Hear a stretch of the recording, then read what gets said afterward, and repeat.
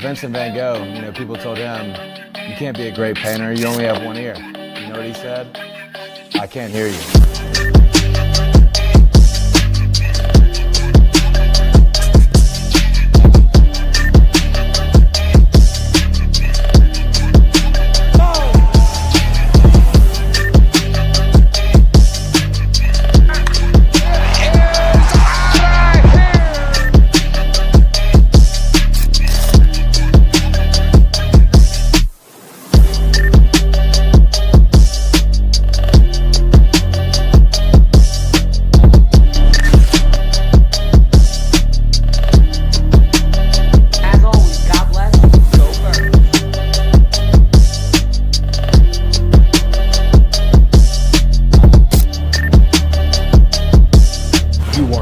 Listening to Sippin' Sports, a Phillies sports talk morning show with KJ and Dalt. Proudly powered by 302 Birds. Let's take it to the show. Good morning, everybody. Welcome to another episode of the Sippin' Sports podcast. We got a lot to break down for you today. Just Ryan and Dalt on the show today. Thank you, Jaden, backstage for handling that. I appreciate you, bro. We got a lot on tap. We're going to be talking about the Phils in the beginning. As you guys just saw, the lower third. Little spoiler alert, Jared McCain is injured, unfortunately, so that's going to have a big impact on the Phillies season. We'll be talking about Jordan Davis finding his groove and the breakout game last week. Ryan is going to let me know why I was wrong. You're all good, Ryan. I had a horrible video I made in the offseason about why we should trade this guy. Guess what? When you do this stuff, right, Ryan, sometimes you're wrong. You know, sometimes, right, man. And I'll be the first to say I was wrong. And then last but not least, we'll give an Eagles-Bucs preview. But before we get into any of that, I'm going to kick it to my co-host, Ryan Knight from Broad Street Sports. How you doing this morning? I'm good, man. I'm just enjoying the last couple of days of regular season baseball. I'm enjoying seeing the Mets absolutely collapse. I'm trying to find the right word, but just collapse, die, roll over, and die. And that's it. So it's great to see what the Mets are doing. I'm preparing myself for tomorrow. I'm not feeling good about tomorrow, but we'll get into that later. But I'm mentally preparing myself for tomorrow. And I'm mentally preparing myself for the stress that the 76ers will be putting me through. So that's where I'm at, but I'm feeling great today. I'm ready to do the show. That's awesome, man. Well, hey, happy Saturday. Thank you for being here. And let's go ahead and get into our first topic. We were talking about it a second ago. 2 games left. And he is very close to that record where Ryan Howard once stood. Schwarber, you think he's going to do it, Ryan? I don't know, man. I just, I want him to, but I also don't want him to. Like, I in my opinion, I really don't want him to because, Ryan Howard's my favorite player of all time from the Phillies. Like, he's my guy. That's who I grew up with. My favorite player of all time, it'll always be him. And he holds that record. And I don't really want Schwarber to take that record from him. But at the same time, I just don't know if unless Schwarber, let me look right now. Schwarber is what? He's at 56. So he has to hit 2 more home runs. He's facing Mick Abel. I think tonight, Mick Abel's on the mound tonight. And Mick Abel he's a home run machine. He gives up so many home runs. He has a 7.36 ERA. So I don't think it's impossible for him to do it. But one thing, I hope Howard can keep his record. But if anything, I really see Schwarber tying the record. I don't know if Schwarber's going to break the record unless he goes for a just monstrous amount of home runs the next 2 nights. But if anything, I see him just tying the record. And he'll be right there with Ryan Howard. Yeah. Good morning, Moose. Welcome. Feel free to call in at any time. Let us know your thoughts and whatever you want to talk about. Anything Philly sports, you guys can call into the show at any time. That number is 302-316-4848. 302-316-4848. Thank you, Jaden. But back to Schwarber, man. I mean, I think that this guy, if there's anybody that I would want to see beat Ryan Howard's record, it's Kyle Schwarber. Right? Everything that he does on the field, everything that he does off the field. This dude is a gentleman. He's a scholar. He's a baller. He's everything you want in a Philly. So I got to give credit to him because even if he doesn't do it, what a memorable season. Oh, yeah. It's a great season nonetheless. Yeah. Like what one for the Bucs. I mean, and shout out to Kyle. Shout out to his family for supporting him because it's not easy, with everything that they do. But what a season, top to bottom. Because when you think about how difficult it is to do that from start to finish, it ain't easy. You know what I mean? 59, magic number of Super Bowl 59. Stay tuned. That's where I think he's going to end up. What's up, Matt McAllister? How you doing? Good morning, man. But yeah, I think he can do it. I think he will do it. And if he doesn't, I really think that this could be the Philadelphia Phillies year. Like, I keep having that weird feeling in the back of my head, and I just have the feeling again. So stay tuned. I got a good vibe. I think he can do it. But I just sorry, think, go ahead. No. I just think, like, no matter if he breaks the record or not, this, like, the season he's having. Another reason, and I forgot to say this, why I don't really want him to break the record. Every time he steps into the batter's box, every time his bat touches the ball, every time a ball lands into the seat, and every time the Phillies win a game, his price, all I hear is cha-ching, cha-ching, cha-ching. He's going to be a quadrillionaire. But if he breaks this record and he, let's say he has a 4-home run night tonight like he did a couple weeks ago against the Braves, dude, cha-ching, cha-ching, cha-ching. That's it. But nonetheless, it's a memorable season. And I do, like you said, I feel a lot differently at this time this year than I did at this time last year. I think it's a totally different ball club. I don't know. I feel like it is, but maybe I'm just starting to get delusional because they're playing a good brand of baseball right now. I don't know, but I'm pretty excited for October. Me too. It's going to be a fun October. You got this slate coming up this weekend. October 4th, you got Phillies playoff baseball. Then you got the Sunday game against the Broncos, the 5th, and then you got playoffs again at Citizens Bank Park. Yeah, that's going to be night. A crazy 3 days in Philadelphia, just like for traffic, number one, but number two, just the vibes. Like, everybody's going to be buzzing. Is the Denver game at home or is that away? The Denver game is at home because I looked at potentially going to it, but it's my mom's birthday's the day after, so I don't know if we're going to do something for that. So it's going to be a busy 3 days in Philly. And people are going to be worn out after that 3 days. Like, come that Tuesday going into work, people are going to be dragging ass. So stay tuned. Yeah, no, it's Saturday game 1, game 2 Sunday. Then I don't know who we're playing, probably the Dodgers. So then Tuesday and Wednesday are in New York for game 3 and 4. And then if there's a game 5, that would be at home, I'm assuming, on Friday. But yeah, so I mean, we got a fun couple weeks. Sixers are ramping up, which is such a disaster to even think about. Flyers are getting some preseason hockey going. So, and the Eagles, God bless the Eagles. We'll see what they can continue to do. So yeah, no, I think it's going to be a great October.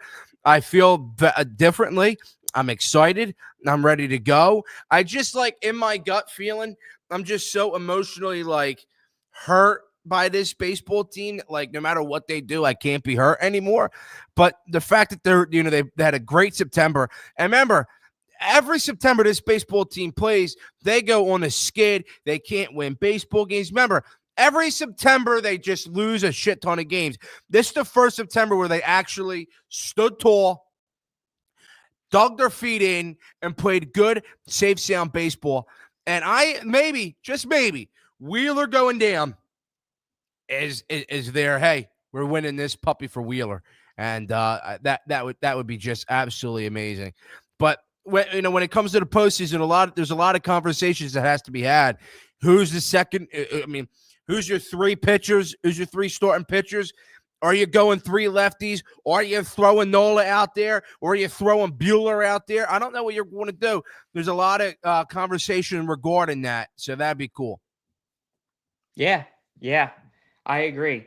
So stay tuned. Going to be a fun slate. I'm excited for it. And Red October is here. But some time off for the Phils, Broad. Do you think it's a good thing or a bad thing? Because we've seen the tale of 2 stories, a double-edged sword. So what do you feel? I mean, at the end, I think some people are looking into this too much. No, I think so. For me, all I was ever hearing was, the Phillies shouldn't get the first round bye because, I mean, look around the league. The people that get the first round bye, they come out flat and lose to teams that played in the wild card. Oh my God.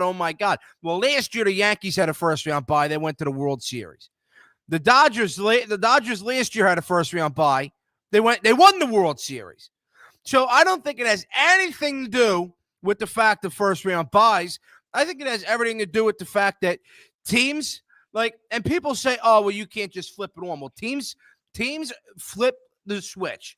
When they got to play good baseball, real good teams, consistently good baseball teams, flip the switch. The Dodgers flip the switch. The Yankees flip the switch. So I don't want to hear all this. Oh, the Phillies shouldn't get the first round bye because they play much better when they play in the wild card and then they have momentum. This team is banged up. They need time for Turner to get ready for himself. JT needs some time to not be catching constantly. You need this pitching staff to try and get some rest. I mean, they've been putting a lot of justice on their arms. So I'm just looking at that. I'm looking at just injuries.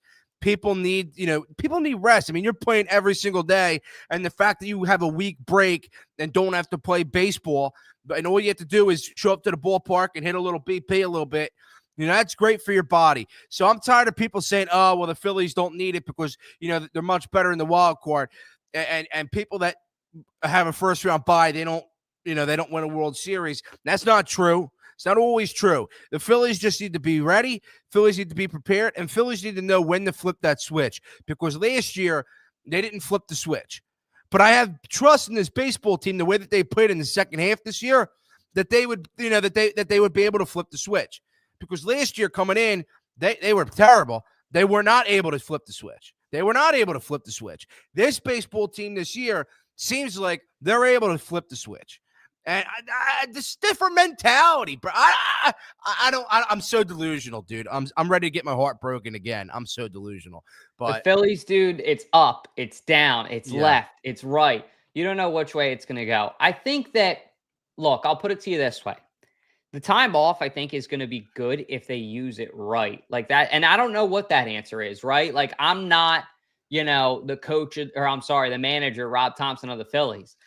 That is up to them, I think, individually as players of like, what's the right answer for you guys here? Is taking time off good? Is it going to be bad?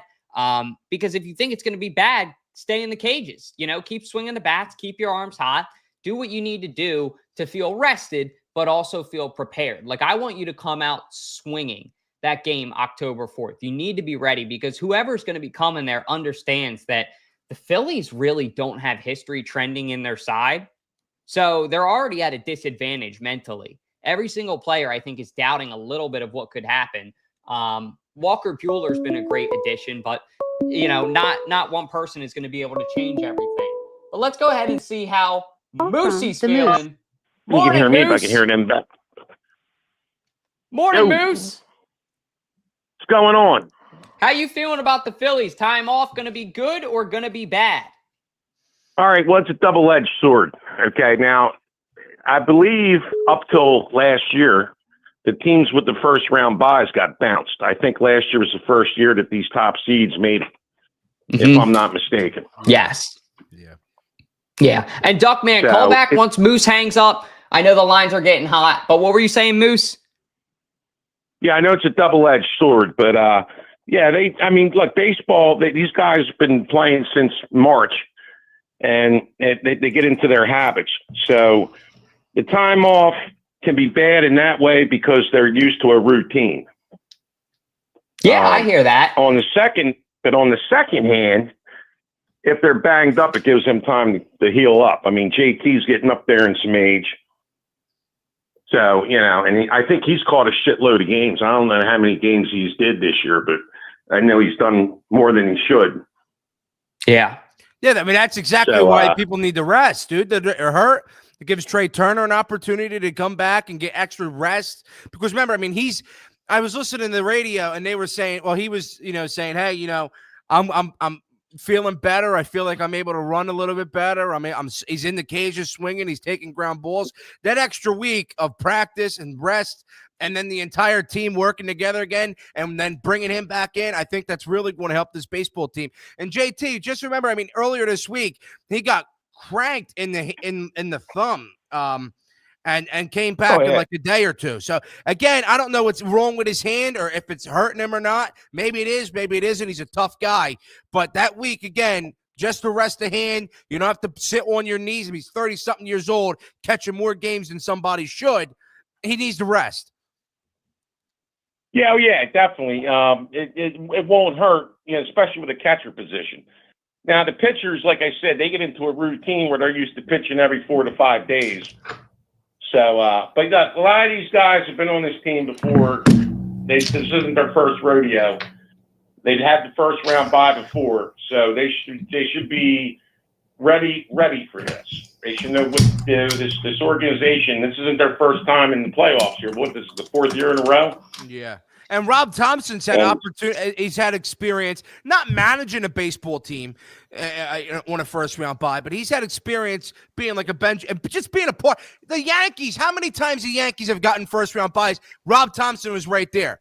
He should know exactly how to do it. It's not up to him anymore. I mean, you got to run a good practice for the week, whatever. But it's up to the guys. When game 1 hits, first pitch, 8:07, 7:07, 4:05, whatever the time is, this team has to go to the light switch in the clubhouse, flip that puppy on, and go. And there's no turning back. Oh, yeah, they're experienced in the postseason. Yeah, I would say at this point they're experienced. They know what to expect. They know how to work around it. It's just that switch has to be turned on. And they can't quit. They can't roll over and die. The Mets series, they rolled over and died. There's no rolling over and dying anymore. Oh, yeah. Oh, yeah, most definitely. I mean, look, I was looking at the trend. They World Series, lost. NLCS, lost. Divisional round, lost. They were trending backwards. Well, guess what, fellas? They need to freaking turn it around and trend up. Because the team's getting older. Kyle Schwarber, I was on with Howard Eskin on his show this morning. And Kyle Schwarber, it's going to be tough. I don't see how the Phillies can fit him in and pay him. And if it wasn't, I'll tell you what, he's had a hell of a year, man. And he's really picked up the slack for Harper. We got to start a GoFundMe, Moosey, you and me. What's that? I said we got to start a GoFundMe, you and me. Oh yeah, let's do it. Let's do some events and stuff. Yeah, what the hell, man? I'll go around acting like a nut. I'm sure we can make some money. Yeah, we'll start a couple lemonade stands, get a couple nickels together, and then we'll be good. But Moose, we do have someone else that wants to call in a second, so I got to respect them. Do you have anything you want to say on your way out? Yeah, I want to say the Birds are going to beat Tampa tomorrow. It's time to put that losing to Tampa shit aside. They're going to go 4-0. They just got the offense needs to do their thing and score points.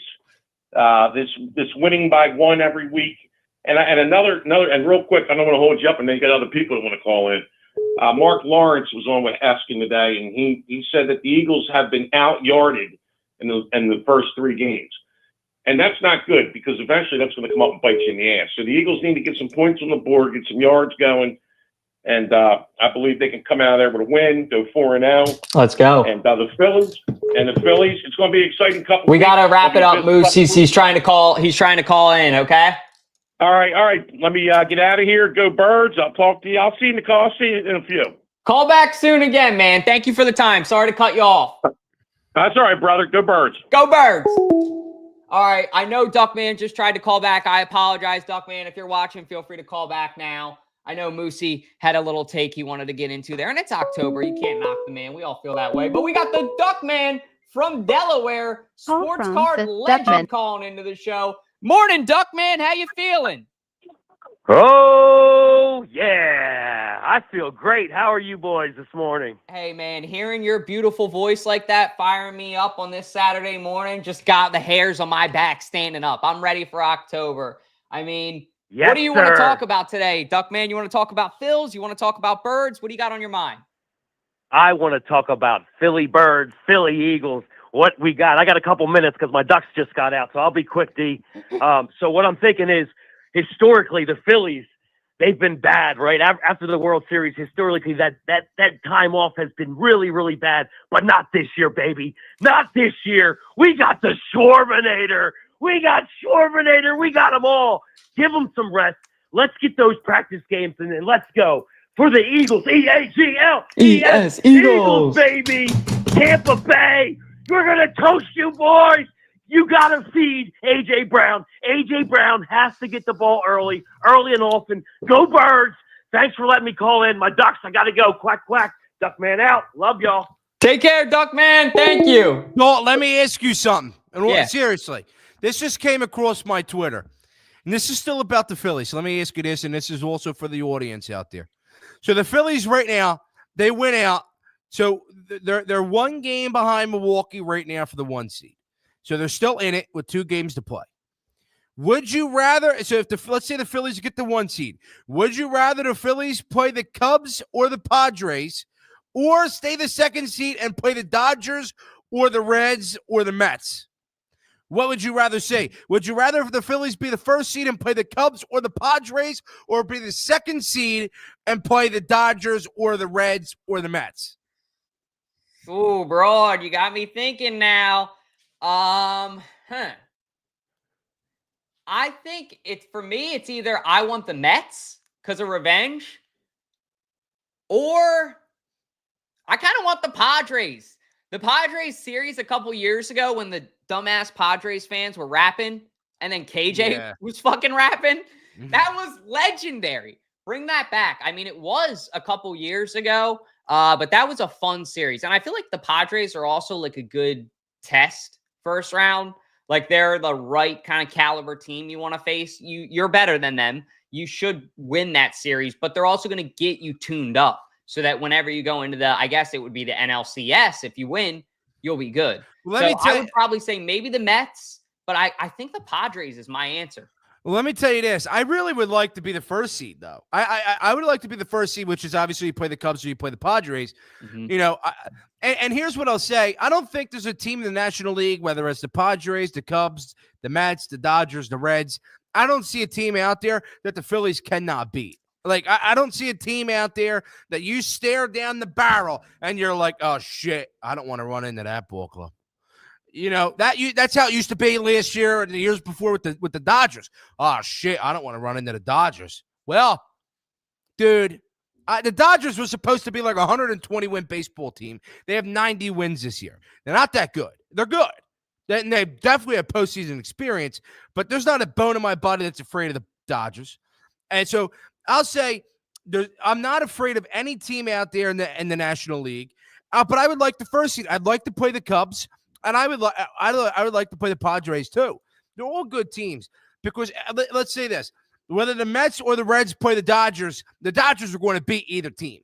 The Dodgers are going to either beat the Reds or the Mets. Not a chance the Reds beat them. The Mets, they're pissing themselves all over the place. Dodgers are easily going to get in. So I don't know. I think it would be cool to play Chicago. That's a cool ass fan base if you got to play Chicago, and the Padres too. The Padres are good, bro. But I'm just saying. I don't care who we play. I think there's just not a team that I'm really afraid of. But I would really like that 1 seed get to play Chicago or the Padres, and remember, then you would get real home field advantage throughout the entire postseason, no matter who you play. Yeah. Very true. I think that this is going to be fun. Now, let's go ahead and get into, I know we had a little bit different going around with the Eagles and the Phils. Let's go ahead and dive into the Sixers. So Jared McCain is injured. I haven't seen any updates on it, so I don't know if you know anything more than me. Was it a finger injury too? So he tore his MCL on his thumb. So he tore his MCL in his thumb. So now I don't know if you've seen the picture. So remember, they posted a picture of Jared McCain in the 2001 black retro jerseys, and in the back it was like a bench press at like 5-pound weights on it.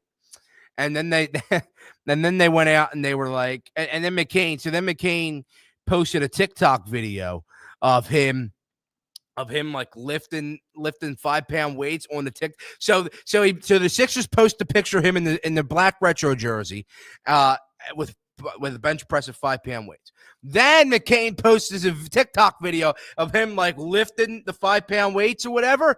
And then the next day, the day before media day, and he's, he tears his thumb, and now everybody in the comments are like, "Oh shit, dude, you shouldn't have lifted those 5-pound weights." But he tore his MCL in his thumb, And I mean, the timeline for that, it's so unpredictable. It could be months, it could be weeks, it could be a 1 week, it could be 2 weeks, it could be 4 to 8 weeks. I mean, it could really be anything.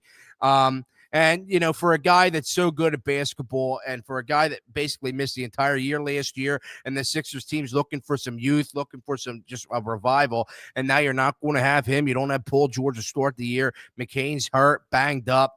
Yeah, I mean, I don't know how necessarily serious it is, but from what I do know, it could range from a week to a couple weeks to a month to whatever.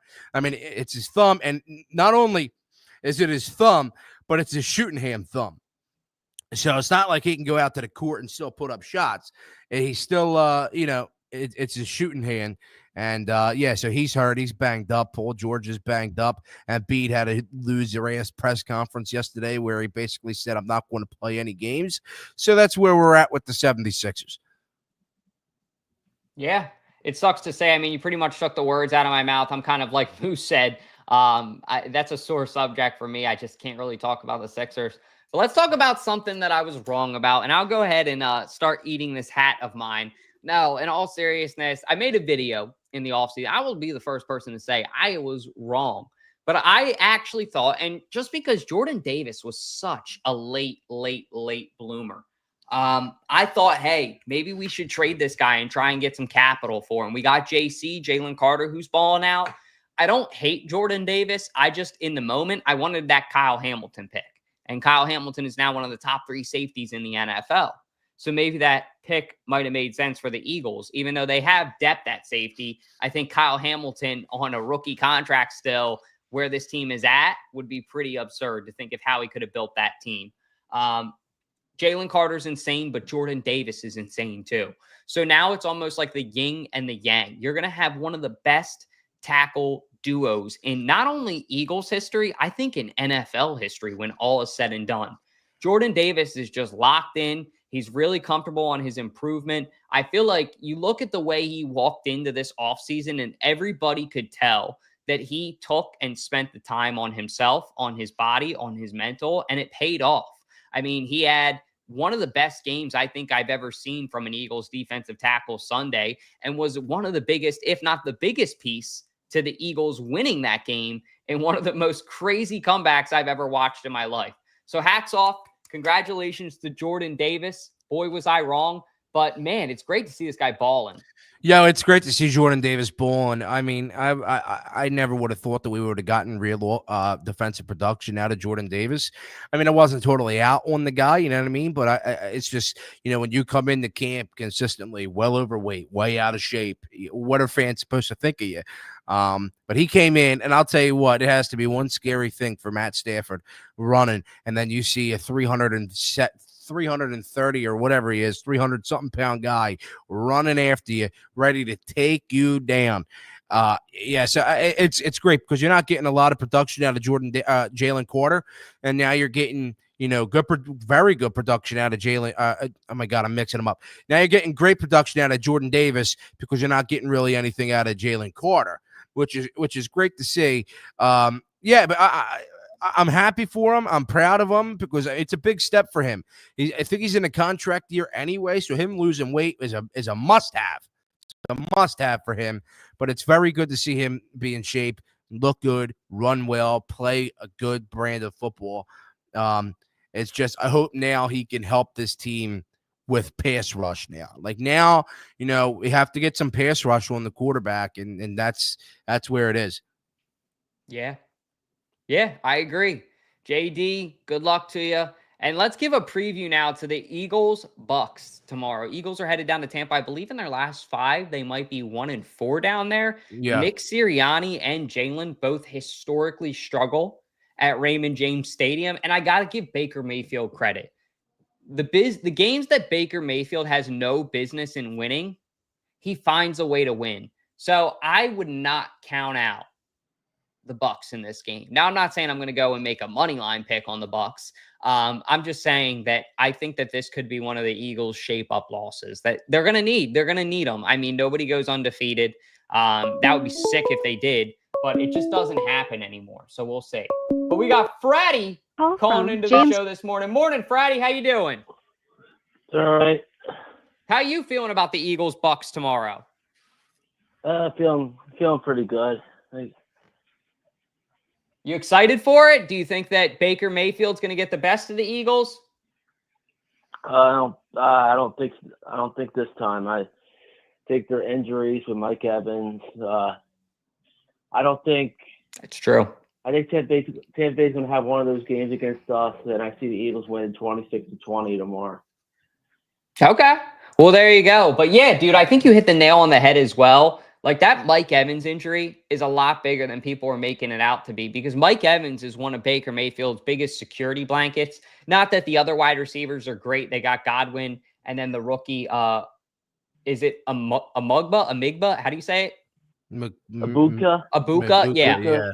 There's so many weird last names in the NFL now, so I apologize. I'm not trying to be disrespectful. Just, but those guys, I mean, he already has 3 touchdowns, the Rook, from the Bucs. I mean, he's balling out, having a great year himself. So I think if he can be a security blanket for Baker, along with even their tight ends and Cade Otton and some other players, I could see it being a 275-yard plus passing game for Baker Mayfield. And I hope I'm wrong on that. I just think that, like, it's hot. It's going to be a different environment. It's a 1:00 game, I believe, too, which is going to make things a little bit more different. I don't know. I'm a little bit nervous for this one. Yeah, look, it's going to be hot, too, down there. 1:00 game in Tampa. It could go either way, but I still think the Eagles haven't won in Tampa since that September of 2020. I think it was 2023. Yeah, it was 2023. That week 3. I think it was week 3 or week 4 game in Tampa that year. Well, Monday night we beat them by 2 touchdowns. I think it was. Mm-hmm. Yeah. But anyway. Yeah, but we'll find out. But Freddie, thank you for calling in, brother. I hope you have a good weekend. Go Phils. I'll be there tonight. Go Phils. Have fun, bro. Yeah.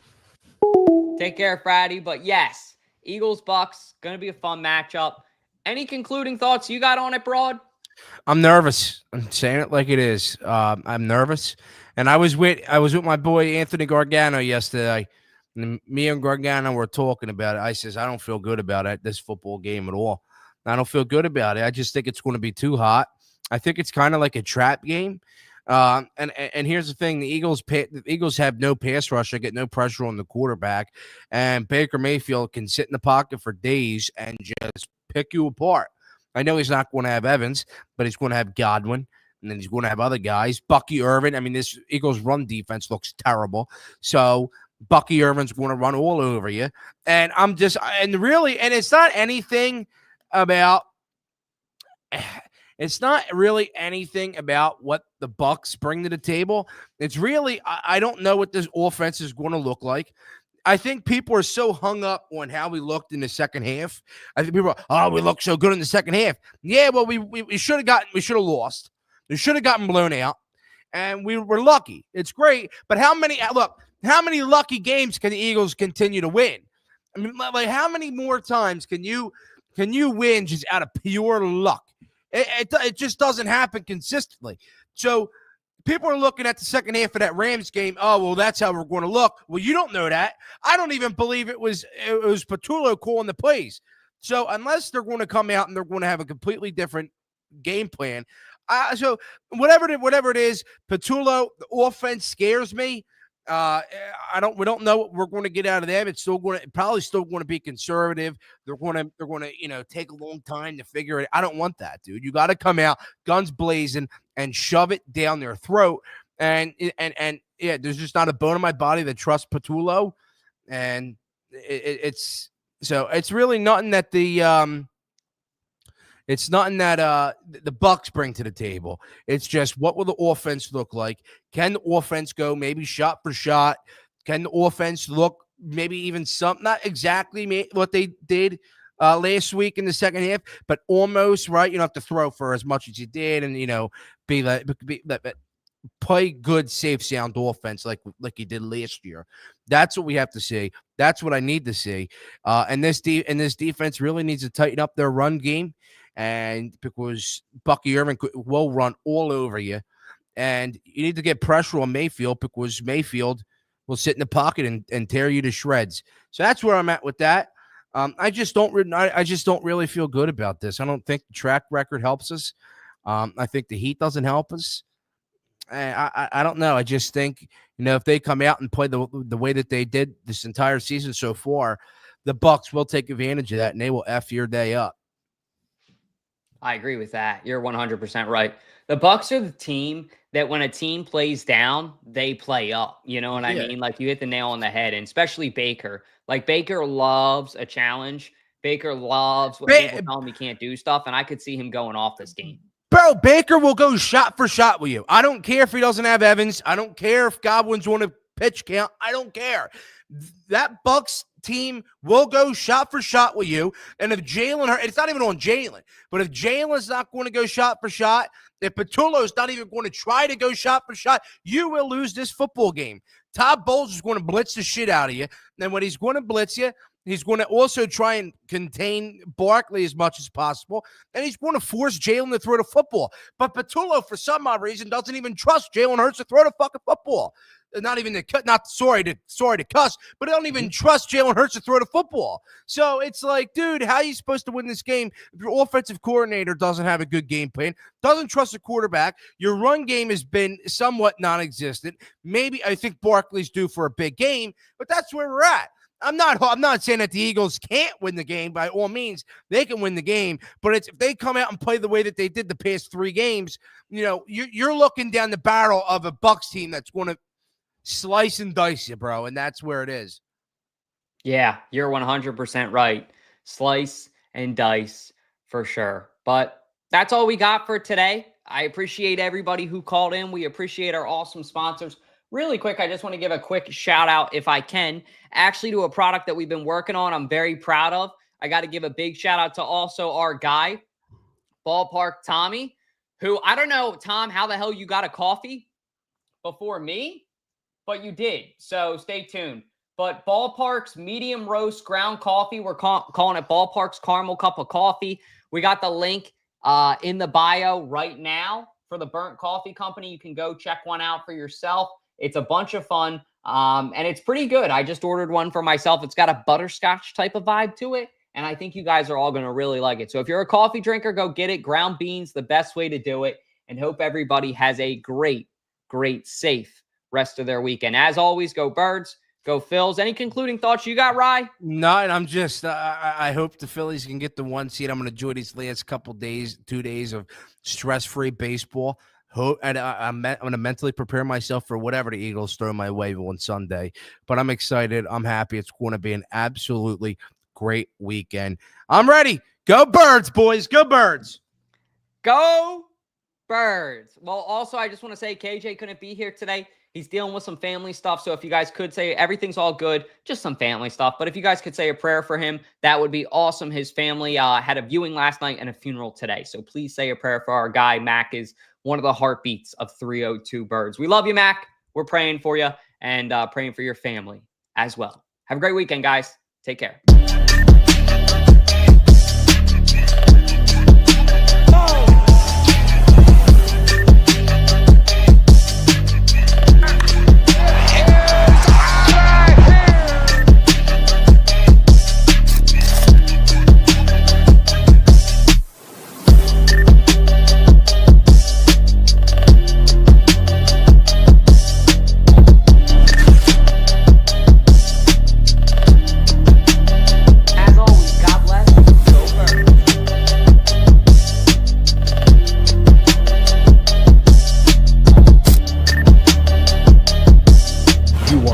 Listening to Sippin' Sports, a Phillies sports talk morning show with KJ